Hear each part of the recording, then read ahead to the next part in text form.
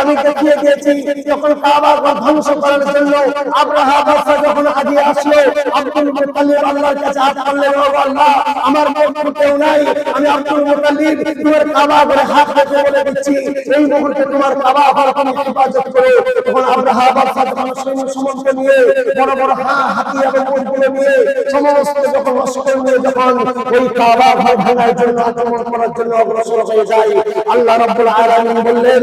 Abdul Muttalib তুমি চিন্তা করো না, দুনিয়ার মধ্যে যে মুসলমান রয়েছে, যে ঈমানদার রয়েছে, আমি ঈমান দান করেছি, যে কোরআন রয়েছে এই কোরআনকে আমি দান করেছি, যে নবী দান করেছি এই নবী আমি দান করেছি, এই সুন্নাত মোতাবেক চলবে, এই কোরআনকে আঁকড়ে ধরবে, মসজিদগুলোকে বাঁচিয়ে রাখবে, কবরস্থানগুলোকে বাঁচিয়ে রাখবে, প্রত্যেকটি পবিত্র স্থানগুলোকে বাঁচিয়ে রাখবে। আল্লাহ রাব্বুল আলামিন বললেন, আব্দুল মুত্তালিব তুমি চিন্তা করো না। যখন আব্দুল মুত্তালিব ওই কাবা ঘর থেকে যখন সরে গেল, আল্লাহ রাব্বুল আলামিন হুকুম করে দেন, তাইরুল আবাবিল, ও আমার চাচা চাচা পাখিরা তোমরা এসো। যখন পাখিগুলো যুদ্ধের ঘোষণার জন্য যখন ঘোষণা করলো, আল্লাহকে জিজ্ঞাসা করছে পাখিরা, ও আল্লাহ আমরা তো ছোট ছোট কঙ্কর নিয়ে পাথর নিয়ে আমাদের দুই পায়ে আমরা তারা কিভাবে তাদেরকে ধ্বংস করব, তারা বড় বড় উট নিয়ে বড় বড় হাতি নিয়ে তারা সৈন্য সামন্ত নিয়ে হাজার হাজার তোমার কাবা ঘর ধ্বংস করার জন্য যাচ্ছে, আমরা তো কিছুই পারবো না। সঙ্গে সঙ্গে আল্লাহর হুকুম হয়ে গেল, তাইরুল আবাবিল, ও আবাবিল পাখি